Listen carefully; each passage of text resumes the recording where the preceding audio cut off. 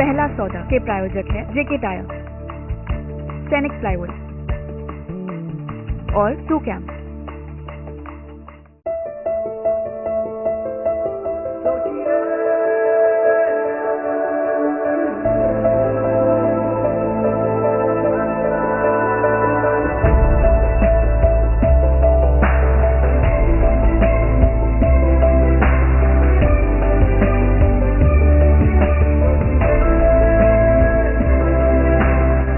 करें दुनिया को रोशन। सुकैम।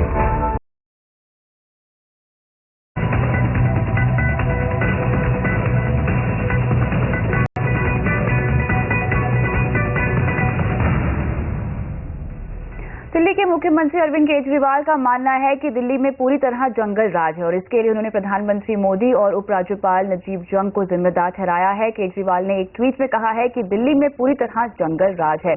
उपराज्यपाल और मोदी जी बुरी तरह विफल रहे। यहां कानून एवं व्यवस्था की गिरती हालत को नियंत्रित करने के लिए उन्होंने क्या किया। उनकी ये प्रतिक्रिया दिल्ली के ब्रह्मपुरी इलाके में एक 50 वर्षीय महिला, उसकी 2 बेटियों के घर में हत्या किए जाने के बाद आई है।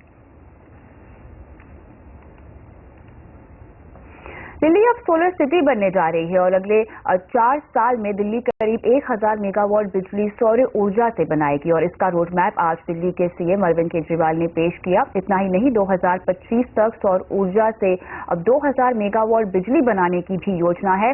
लोग अपनी छतों पर सोलर पैनल लगाएं और इसके लिए सरकार कई तरह के कार्यक्रम चलाएगी। लोगों को इसके लिए टैक्स छूट भी मिलेगी। रियो ओलंपिक में शामिल होने के लिए सुशील कुमार की याचिका को हाईकोर्ट ने खारिज कर दिया है। अदालत ने कहा है कि वो खेल संघ के मामले में हस्तक्षेप नहीं करेंगे और दरअसल 74 किलोग्राम वर्ग में नरसिंह यादव ने देश के लिए कोटा जीता था, लेकिन 2 बार के ओलंपिक पदक विजेता सुशील ने अपनी दावेदारी रखते हुए ट्रायल कराने के लिए कोर्ट का दरवाजा खटखटाया था। फ्लिपकार्ट से कोई सामान खरीदने के बाद उसे वापस करने के लिए अब 10 दिनों से ज्यादा का वक्त नहीं मिलेगा। जुलाई के महीने से फ्लिपकार्ट अपनी रिटर्न पॉलिसी बदलने जा रहा है। इस पॉलिसी के दायरे में इलेक्ट्रॉनिक्स, मोबाइल फोन और किताबें आएंगी।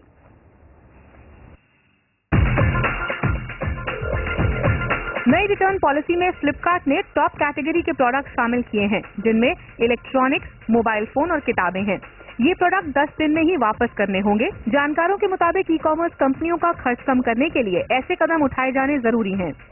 आपको रिटर्न पॉलिसी वैसी ही रखनी पड़ेगी जो सेलर्स के लिए भी काम करे। जब आपके पास 1 लाख या 2 लाख सेलर्स हैं तो आपको पॉलिसी वही रखनी पड़ेगी जो सेलर्स के लिए भी काम हो। अगर आप 30 दिन का रिटर्न ले रहे हो तो ये पॉसिबल है कि सेलर को उसका बेचा हुआ सामान मार्केट प्लेस में 60 या 70 दिन बाद वापस मिल रहा है। ज्यादातर ई कॉमर्स कंपनियां खरीदे गए प्रोडक्ट रिटर्न करने के लिए 7 से 10 दिन का ही समय देती हैं। मसलन अमेजॉन पर इलेक्ट्रॉनिक्स, मोबाइल फोन और गहनों के लिए 10 दिनों का रिटर्न पीरियड है। शॉपक्लूज पर भी ये पीरियड 10 दिन का है, जबकि स्नैपडील ने तो इस पीरियड को सिर्फ 7 दिन का ही रखा है। वैसे फ्लिपकार्ट के एक और फैसले का असर कंज्यूमर पर दिख सकता है। वो है 20 जून से सेलर से ज्यादा कमीशन लेने का फैसला। If you look at this particular scenario कि फ्लिपकार्ट कमीशन बढ़ा रहा है, फ्लिपकार्ट वो सेलर जो है वो बेयर करेगा reverse logistic cost. So end of the day basically both this cost वो पास ऑन होंगे कंज्यूमर को।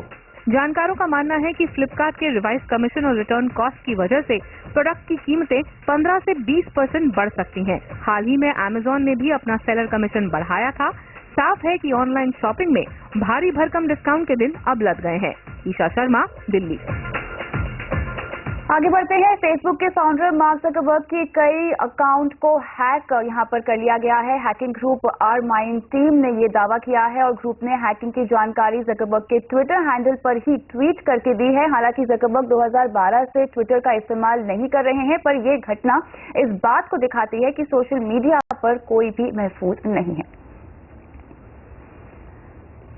इसी के साथ आज साइबर सिक्योरिटी से जुड़ी एक और खबर आई है। मशहूर रिसर्च फर्म गार्टनर की एक ताज़ा रिपोर्ट के मुताबिक साल 2020 तक 60% ऑनलाइन कारोबार करने वाली कंपनियों पर साइबर अटैक्स का खतरा मंडराएगा।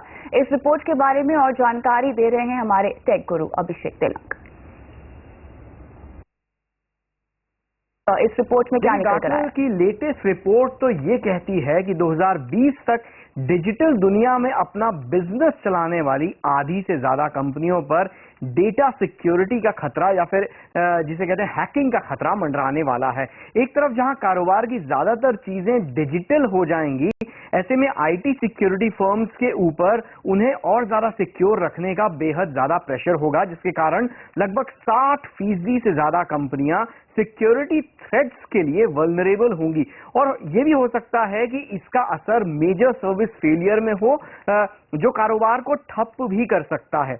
रिपोर्ट के मुताबिक कारोबार में स्मार्टफोन का बढ़ता इस्तेमाल भी इस खतरे को और ज्यादा बढ़ाएगा, क्योंकि स्मार्टफोन से होता यह है कि कई बार डेटा इंटरप्राइज सिक्योरिटी को बाईपास करते हुए सीधे क्लाउड में चला जाता है। यानी इसको आप ऐसे समझ सकते हैं कि बगैर सिक्योरिटी चेक के कोई भी आसानी से अंदर बाहर जा सकता है। तो स्मार्टफोन के कारण इस तरीके से दिक्कतें आ सकती हैं। ऐसे में हैकर्स का काम और ज्यादा आसान हो जाता है और ये खतरा at the end of the day बढ़ाता है। तो गार्टनर की ये रिपोर्ट ऑनलाइन कारोबारियों को अपनी ऑनलाइन सिक्योरिटी को और पुख्ता करने की सलाह दे रही है, उनसे गुजारिश कर रही है, साथ ही अपने आईटी सिक्योरिटी के बजट को दुगना करके उसका ज्यादा ध्यान थ्रेट डिटेक्शन सॉफ्टवेयर में लगाने को ये रिपोर्ट ऐसा कह रही है।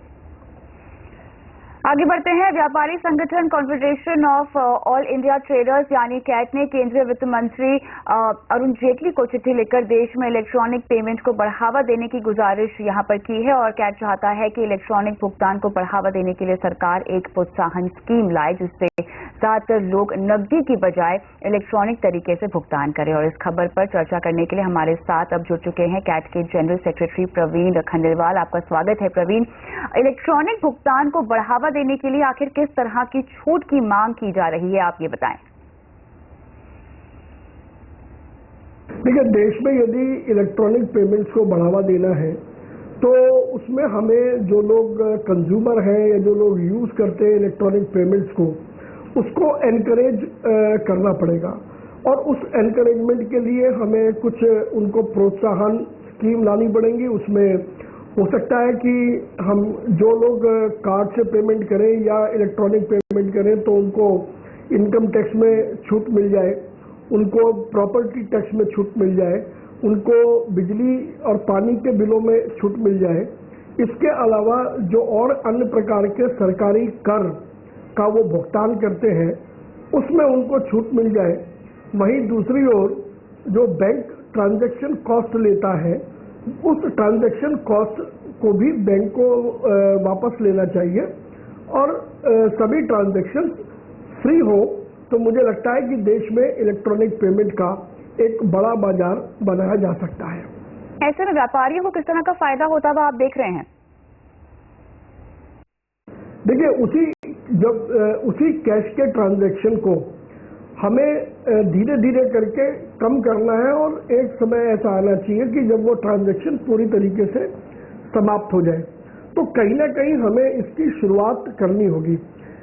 जैसा कि आपको जानकारी है, 96% जो देश में ट्रांजैक्शन होते हैं वो नगद में होते हैं और 5 करोड़ के लगभग जो कार्ड, डेबिट कार्ड हैं, उसमें से 95% कार्ड एटीएम मशीन से कैश विड्रॉ करने पर होते हैं। तो एक तरीके से देखा जाए तो हमारी ये जो इकोनॉमी है वो नगद व्यवस्था पर ज़्यादा आधारित है।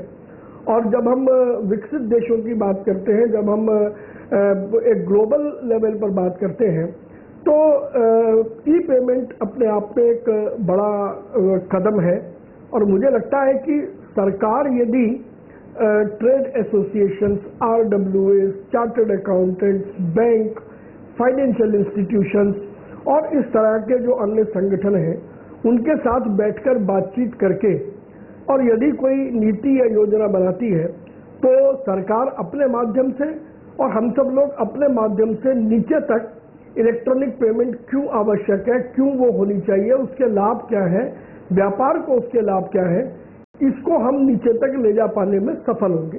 बिल्कुल, शुक्रिया समय निकालकर हमसे बात करने के लिए। और इसी के साथ आवाज एट 9 में इतना ही। मुझे भी दीजिए इजाजत, लेकिन बने रहिए CNBC आवाज पर। नमस्कार।